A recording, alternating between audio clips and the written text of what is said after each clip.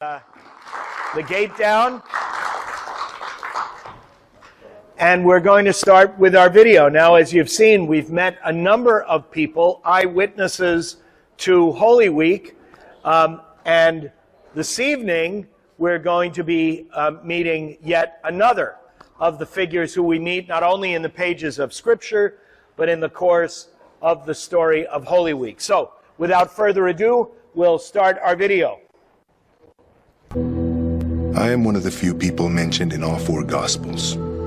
Even Jesus' father does not have that privilege, although we share the same name. I am Joseph of Arimathea, and I have the unusual distinction of being a minor Bible character of whom you know more about than almost every other person in the Gospels besides Jesus himself. All four Gospels record events from the last week of Jesus' life. Matthew and John were eyewitnesses, while Mark and Luke got their information from other sources. Though each writer had his own information sources and goals, the Holy Spirit inspired the writing of all four books. Matthew tells you that I was very rich, came from Arimathea, was a disciple of Jesus, went to Pilate to get the body of Jesus, wrapped the body of Jesus in a linen cloth, laid Jesus' dead body in my own new tomb, and rolled a giant stone over the tomb's entrance. Mark says I was a prominent member of the council. I was waiting for the kingdom of God. Went boldly to Pilate and asked for Jesus' body, and was given it. I took down the body, wrapped it in linen, placed it in a tomb, and rolled a stone over the entrance. Luke adds the information that I was good and upright. I had not consented to the decision and action to crucify Jesus. I came from Judea, and that the tomb was new. John completes my information by saying I was a secret disciple of Jesus because I feared the Jewish leaders, that I was accompanied by Nicodemus when I prepared the body of Jesus, that he and I wrapped the body in spices in accordance with Jewish customs, and that the tomb was in a garden where Jesus had been crucified. John adds that we laid the body in the tomb on the day of preparation. I tell you all of this detail for a very specific reason. I am uniquely qualified to tell you about the last day of Jesus' life. When you hear my story, you will also guess where the writers of the Gospels got some of their detailed information. I was born with a silver spoon in my mouth, the child of a wealthy Jewish merchant. When I was young, my family moved from Arimathea to a large house on Mount Zion, only a few hundred yards west of the temple in Jerusalem. We could walk straight east from my house, cross the bridge you know as Wilson's Arch, and enter the temple grounds, our treasured, custom-made robes billowing, without even having to mingle with the poor people, let alone be bothered by beggars. My father was a Sadducee, as were many of the other wealthy Jewish leaders. We were very socially concerned, didn't believe in the resurrection, and not overly concerned with intricate theological arguments. Although we didn't believe in the resurrection, we did believe that the Messiah would restore Israel to its rightful, powerful position among the countries of the world. We looked for a Messiah that would restore King David's earthly power, although that power had not really existed for nearly 1,000 years. Since we were wealthy, I went to school and studied the Torah with other wealthy children. Sometimes, exceptionally bright children, such as Saul of Tarsus, joined our group. But mostly I knew rich people. Rich people came to our house for dinner. My parents' friends were all powerful. Wealth was much more important to us than having perfect theology. We paid poor rabbis to be concerned about theology for us, just as some of you modern people pay your preachers to think about theology for you. Almost a week before the death of Jesus, I learned that he and his disciples were in town. I rushed to hear the famous teacher and found that he was surrounded by people of all kinds. Naturally, I gravitated to stand by my friends, other rich and very richly attired Jews. We looked like gaudy peacocks next to poorly clad Jesus and his ragtag disciples. We rich, religious Jewish leaders loved our robes. The more Jesus taught, the more I believed. The more Jesus taught, the angrier my friends became. They grew louder, and I grew quieter. They asked him loaded questions, and he turned back every verbal challenge. And people loved watching Jesus take on the religious establishment. And I did too. I so badly wanted to hear Jesus, and my robes kept me safe from suspicion. I wasn't paying attention to the storm that was brewing. I started hearing rumors that one of Jesus' followers had taken a bribe to betray him to the Jewish leaders. It sounded so silly. Why would such powerful men be afraid of a homeless preacher? On Thursday night, I celebrated Passover with my entire family. Like other rich people, we had a choice lamb and used expensive cups and plates. I have to admit that while the service was going on, I didn't notice any difference in it than the many others I had attended in my life. My life was as normal as could be. Until about midnight, when nothing in my world would ever be the same. There was a loud, crashing knock on my front door. I jumped out of bed, threw on the nearest robe. My servants and I arrived at the door at the same time. There were many of my friends holding torches. They shouted at me to get dressed and to come with them. There was an emergency, and the Sanhedrin was going to meet.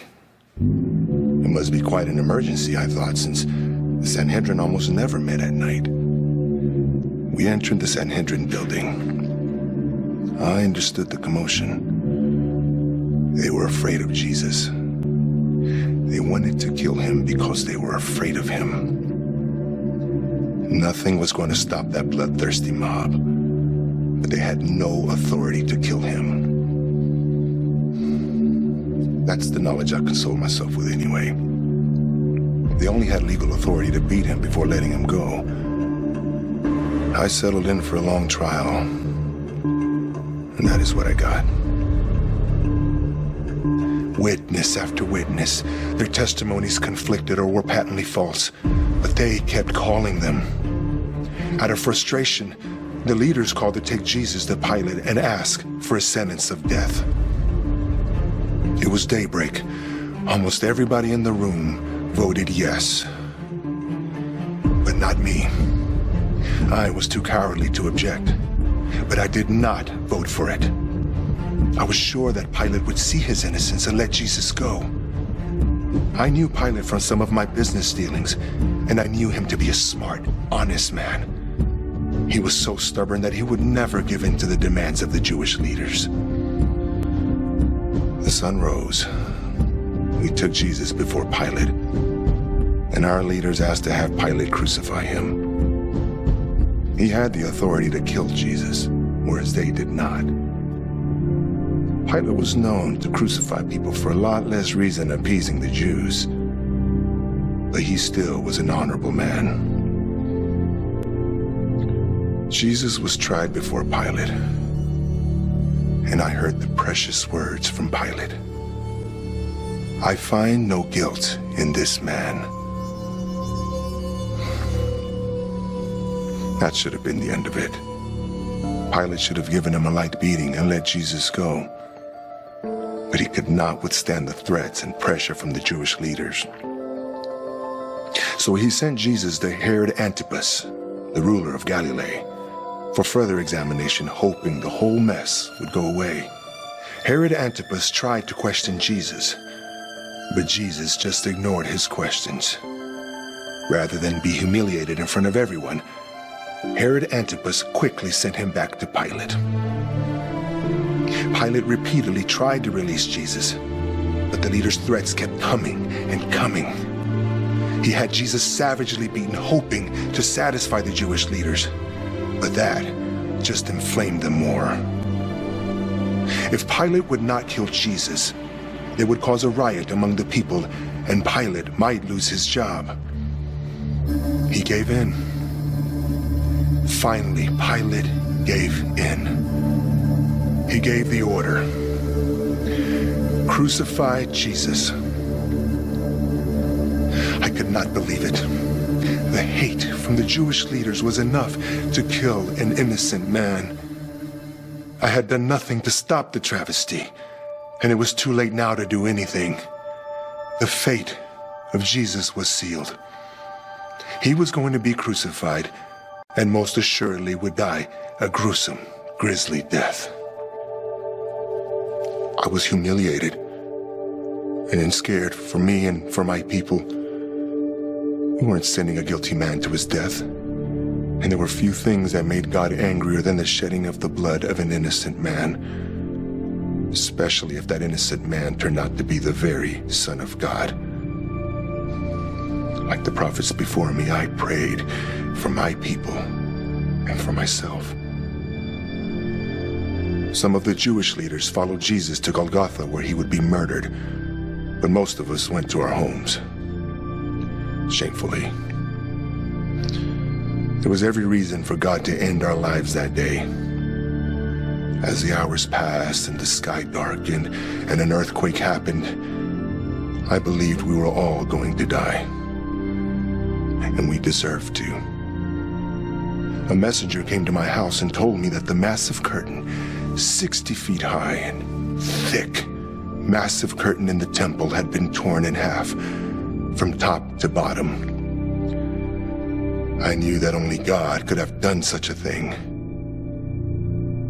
God had abandoned his temple and would never return. I could not stand it any longer. I rushed out of my house, followed by a few of my most dedicated servants. In less than 15 minutes, I reached a horrific scene. 3 men hanging on crosses.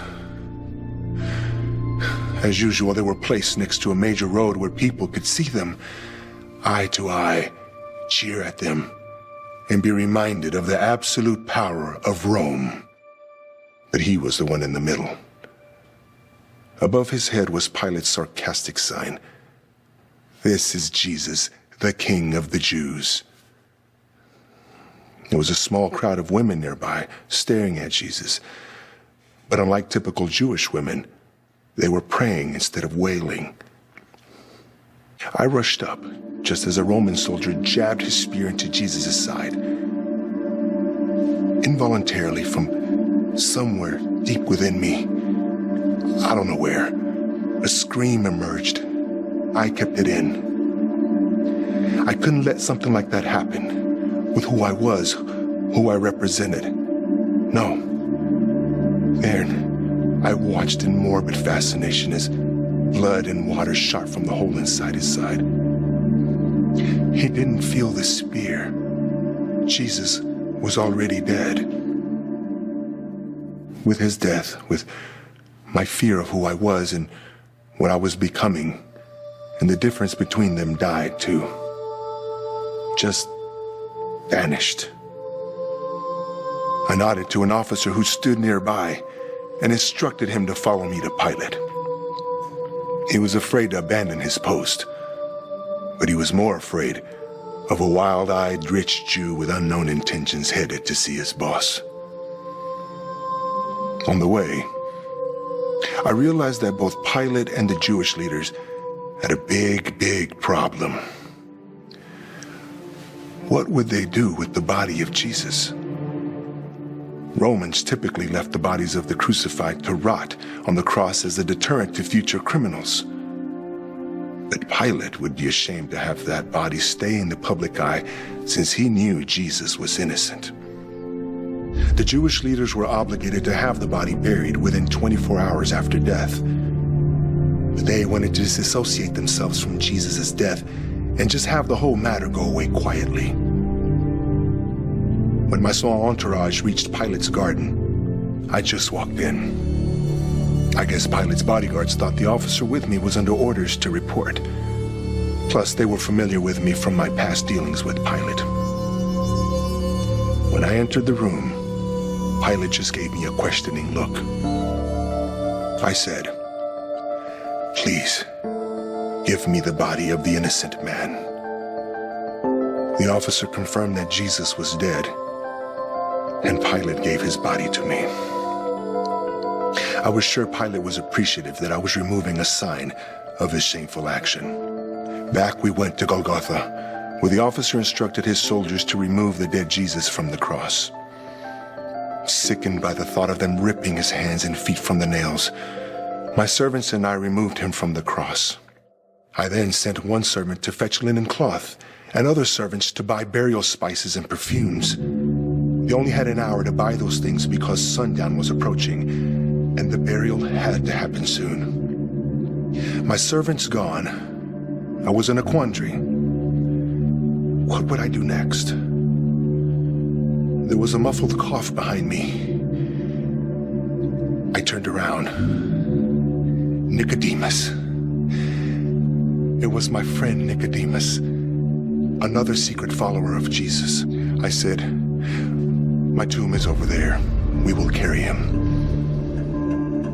The blood drops of Jesus stained our robes.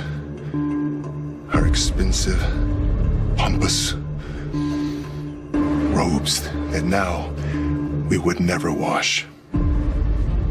We reached the opening of the tomb. My servants began to arrive. Nicodemus and I personally prepared the body with the spices and then carefully wrapped it with linen strips. We placed the headpiece over his face and head and laid him down.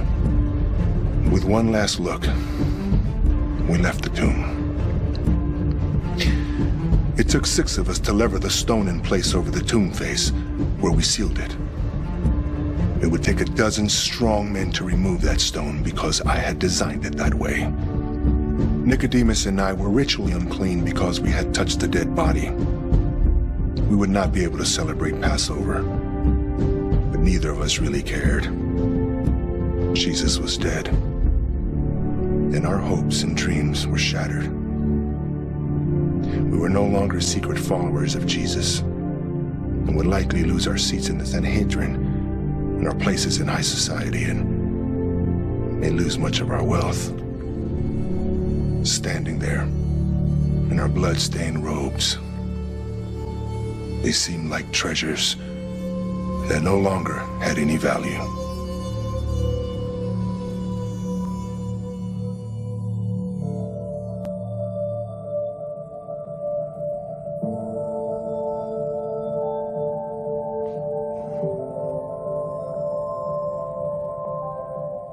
So what did you think?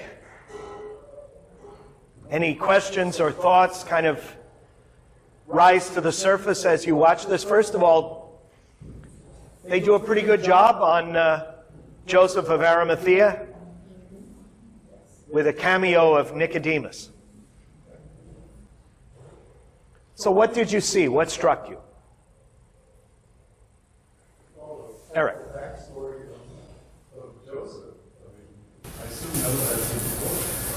Right. But there are a few things that I think buttress this monologue. Nobody just goes to see Pontius Pilate. This is the Roman emperor's legate, his stand-in in the territory of Judea. And so, I mean, just imagine, I think I'll go talk to the governor today. You know, it just doesn't happen. I really appreciated the possibility that Joseph of Arimathea had done business with Pilate. But for whatever reason, including the fact that members of the Sanhedrin may have been part of the same upscale, wealthy, elite group of people there living in Jerusalem. Another thing that we know about Pilate was that he really didn't live in Jerusalem all the time. He lived in Caesarea Maritima, which was the great port city that was north and just west of Galilee, and had come down to Jerusalem for Passover, probably out of a sense of caution and out of a sense that there could be trouble. And it would be a good time for the legion to be there and for Pilate to be there as well. Other thoughts? Nicolette! I was thinking the change of Joseph, because he was a high and mighty, look at me, I got my fancy robes on, I'm all pretty beautiful, to go down to where it meant nothing. So he just changed during that time. Yeah, for any of us who are old enough to remember the robe and all that came around that amazing novel and that film, I thought this was a really interesting and symbolic metaphor. The pompous robes of the Sanhedrin and the blood-stained robes as they carried the corpse of Jesus to its resting place in Joseph's tomb. Yeah, it was a powerful image. So much of it. What did you think about, by the way, that Joseph is one of the few characters that appears in all four of the Gospels? And yes, an important person who is remembered. Now, let's remember the four Gospels obviously reflect a tradition of the early church in its first decades, but all the way extended into maybe 100 AD, maybe even a little past that in terms of John's Gospel. So Joseph of Arimathea holds that affirmation of his goodness, of his intervening, of finally coming to faith and acting on behalf of Jesus in a way that none of the disciples could have. There wasn't anyone around Jesus that could have requested or demanded his corpse unless that person were a member of their Senate, part of the Sanhedrin. Yeah. And so he takes a step that absolutely puts all of his power, all of his elite status, not only at risk, it puts an end to it. No longer a secret one, out of fear. Other thoughts? Yes, Linda. I've got two questions. Joseph said that Pilate was an honorable man. So was he someone very well respected? I didn't get the sense of that in the Bible. And then the second question is, do we know what happened to Joseph? Okay, so Pontius Pilate, an honorable man.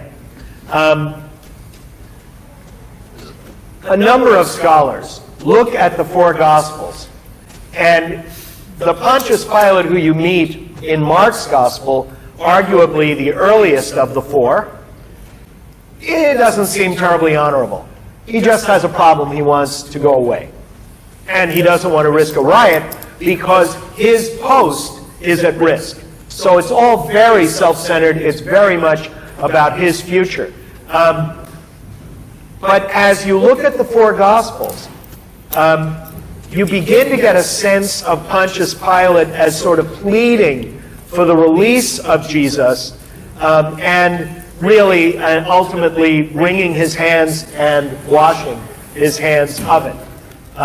Matthew tells the story of his wife saying, have nothing to do with that innocent man because I was kept awake with a vision of him. And of course, therefore, we all know what happens when we don't listen to our wife. Thank you, Sharon. She may be watching this later on live. By the time we get to John's Gospel, it really does seem as if the religious leaders, the temple authorities, are really the evildoers in the story, and that Pilate is trapped. Because, and if you look in John's Gospel, you will see there where they say, we have no king but Caesar, which is a thing hard to imagine. But by the time John writes, maybe as late as 100, it may have been that already the separation between Pharisaic Judaism and the Jesus community may have been more defined, so that Judaism may not have been a factor as it might have been in 70 AD when the temple was destroyed, or even 80 or 90, but by the time John writes, it may be that Rome was already looking past Judaism and instead looking at the Jesus cult as its own thing, not just a variant of Judaism. Now, do we know what happened to Joseph of Arimathea? It depends on who you ask. There are traditions in France, that Joseph of Arimathea brought Mary Magdalene to France. It's pretty much a medieval construction, but, you know, how did those relics get all over Europe? I'll leave it to you to decide whether Joseph of Arimathea went to France with Mary Magdalene, but that is one of the traditions, and there are many. There's the other one is that he went to England. So Yes. There's a strong sense that Joseph of Arimathea went to England. Yeah.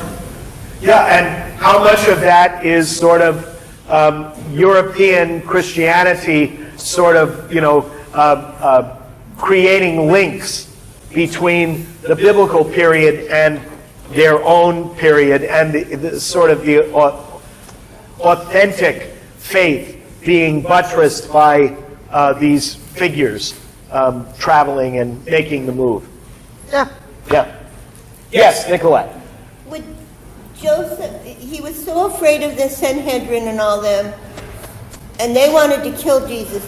Would he maybe have been in trouble then with them for going to get the body? Because they would have known that. Yes. And it's not just supposition on our part. Matthew's gospel makes a very strong case that the religious temple leadership was involved in a plot to create a sort of an alternative reality that the disciples were grave robbers, and paid off the guards who had guarded Joseph's tomb, and were bribed to say that the body was, taken away. So that's a piece. Only in Matthew's gospel out of the four. But, and we don't exactly know when Matthew's gospel was written. Let's assume maybe 75 to 80. Matthew says, and the story is still told to this day. Sort of feels like a mystery novel, doesn't it? The idea that there was this scurrilous cheating and lying and creating a false narrative on the part of these political / religious leaders to take down the apostolic community that was gathering around the resurrection of Jesus. Yeah. Yes, Ian, please. One thing that bothered me about the text is that he kept saying Jewish leaders. Oh, yes. He was a Jew. He would never have referred to the leaders as Right. Jewish leaders. That's right. He would have referred to them as my leaders, or Right. our people. Our people, kind of, Right. kind of Or even thing. volunteers. So, and Yes. it repeated. Oh, yeah, over and over and over again. Talked about it. So that upset. But the other thing that I appreciated was at the end he said, so I couldn't celebrate the Passover because I was unclean. And that's a part that often gets forgotten, that the synoptics have Jesus eating the Passover on the day before he was crucified, whereas John says that he is crucified on the day that they are preparing the Passover. And in John, the meal is not a Passover; it's a meal. Right. But he doesn't institute the Lord's Supper. So I thought that part was an interesting thing that we don't often Right. And there are so many arguments. Oh my goodness! If you Google that, you would see the difference between the Johannine timeline of the story and Mark, for example, who describes what I think is the sort of common view of the synoptics, Mark, Matthew, Luke, which is that Jesus is buried just before the beginning of this very holy Shabbat, this very holy weekend, where they go from Friday night to Saturday night. The women are not going to go to the tomb in the dark, I promise you.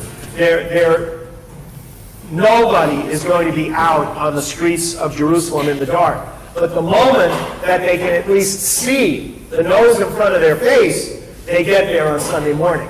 I think the way the synoptics tell the story really holds water. It shows a depth of understanding of the way that Sabbath keeping works. But you're right, they touch a dead body. They are ritually unclean, as well as being now outcasts of the Sanhedrin. They've just been kicked out of every country club to which they'd ever belonged. Let's say a word about Jewish leaders. Our lectionary still calls for the gospel, the Passion Gospel, according to John on Good Friday. John's gospel comes, I believe, from a later period. And John does not distinguish between Jesus' advocates, partners, companions, and adversaries and enemies. Everything goes under this one word, Judeoi, Judeans, or the way it's most often translated in English, Jews. And it's so easy to slip into this kind of generalizing about any race of people. After World War II, tremendous effort on the part of Christian communities to, in light of the Shoah, in light of the Holocaust, to recognize sort of the sources of so much anti-Judaism and anti-Semitism was the way people read their Bibles. Moses with the horns, which was a mistranslation of the Hebrew, but not so much that Michelangelo didn't build them in. So how careful we need to be in our own day and age, where we know that hateful acts towards synagogues and toward our Jewish neighbors are being visited upon them, and some of that is bad theology that is coming from the pulpits and from the study groups of Christian churches. That's why some number of years ago, I personally felt that I could no longer use John's Passion account on Good Friday, and began instead to use whatever was the gospel for that year. So this year, the Gospel of Matthew, which is more respectful of the differences between people and does not just sort of paint with this very thick brush that anyone who is an enemy of Jesus, the Jews, when everybody around Jesus is Jewish, including Jesus. There's really only one big figure in the whole business that is not. That's Pontius Pilate, which they should have called him the Gentile. You see? But how we, out of love for our neighbor and out of a sense of care for those who could so easily be lined up, and all we have to do is look at the history, Christ killers, those who they did away with our Lord. They, as if they all had a meeting.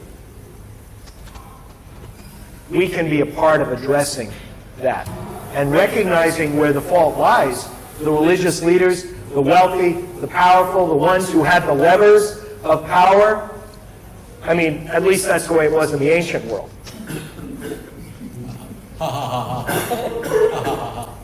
And instead, recognizing that people who were both supporters and companions of Jesus and adversaries both claimed to be descendants of Abraham, Isaac, and Jacob.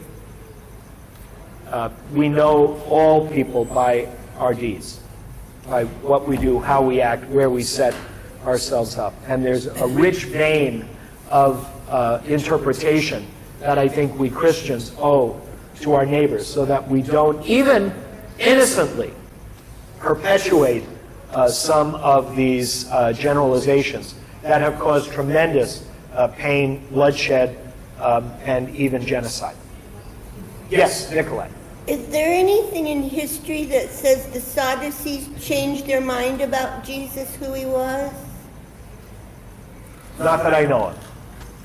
Sadducees were an interesting bunch. They were the well-educated. Watch out for them. You know, watch out for the well-educated. They were raised on Greco-Roman, Hellenistic culture, philosophy. They were the intelligentsia.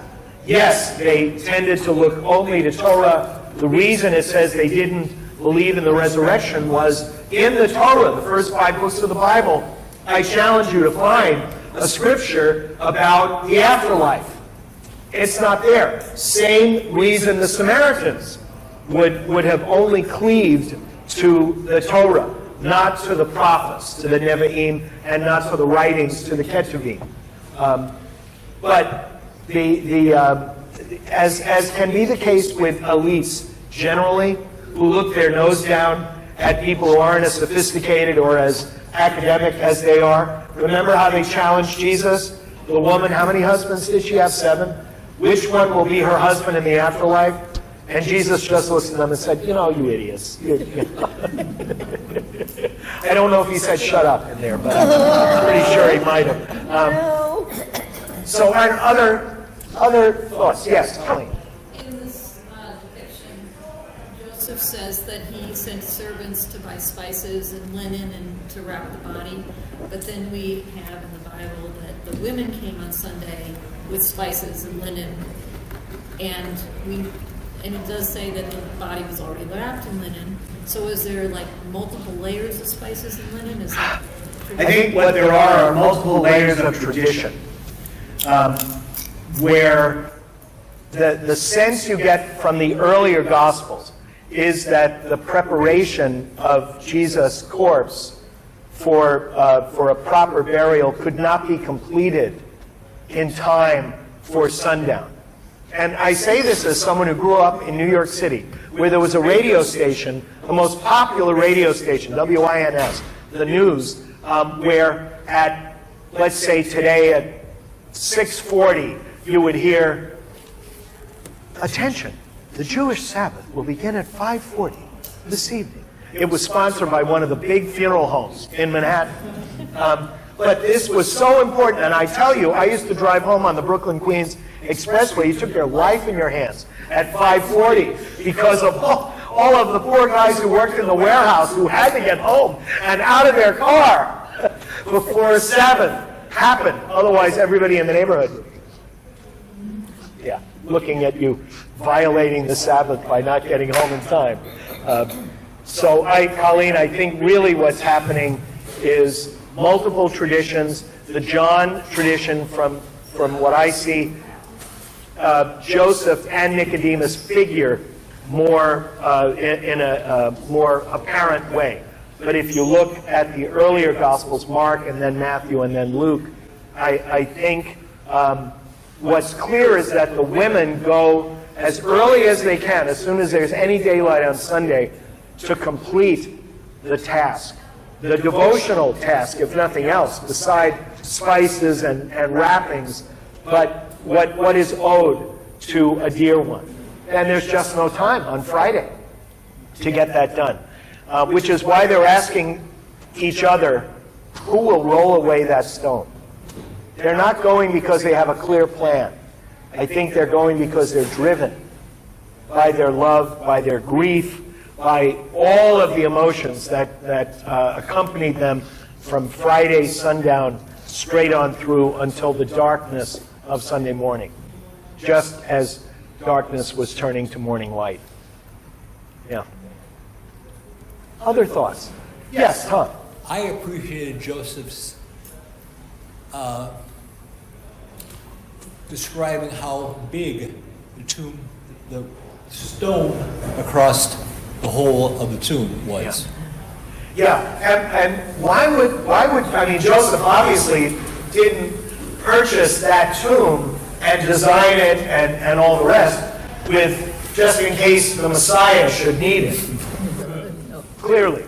But why in the world would Joseph have put such an enormous stone that would have taken a dozen workmen to have rolled back? And by the way, you can see these, there are a lot of stone tombs around in the Holy Land today.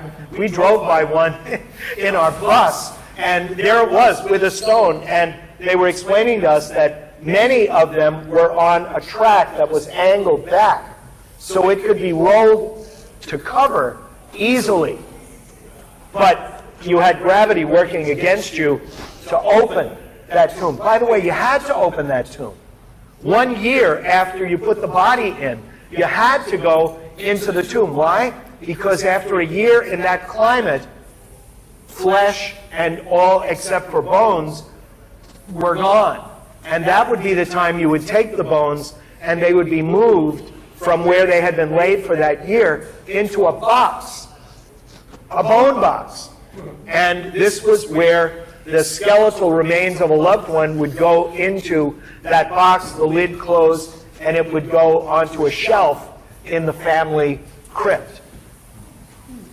And it just took a year. So on that 1 year anniversary, which is actually kind of important in all sorts of ways, but it would be the day you would go back and you would then move the body into its final resting place, which was for the skeleton, not for the person who had just died. Yeah. So,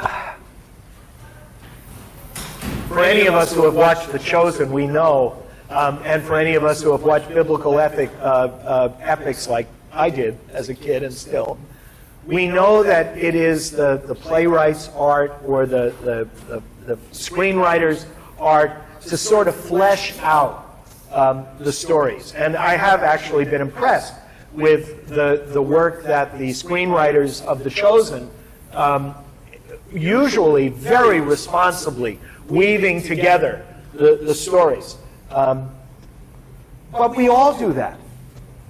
We all, in a sense, make sense of these stories, and we don't simply isolate. I don't know none of you has ever come up to me, Randy hasn't come up and said, I'm a gospel guy, so I'll be back next year. You know, that we do harmonize, we weave together the stories, and in fact, so do the four evangelists. I think when you read Luke's telling, he adds some information like Herod Antipas. What? Walk across my swimming pool. Where did that come from? Luke has special information. But generally speaking, from Mark and then to Matthew and then to Luke and then even to John, we have a commentary on the earlier traditions that flesh it out and deepen it more. And I think we still do the same. In our own devotional life, we come to church on Good Friday and we hear again the story, and we bathe that event with our tears, with our faith, with our hope, and await the coming of Sunday morning for ourselves as well. Thank you. Next week, one more, uno más, and we're not telling you. Thank you all very, very much. And, you know, and he doesn't want me to thank him, but thanks to Tom Spadero, who has been making video recordings of these sessions that are now available on our YouTube page, FLCS Live. If you have not yet gone onto that YouTube page and subscribed, please do. It will allow us to reach more and more people because the number of subscribers that can view is restricted somewhat by how many people have already subscribed. So, tell a friend.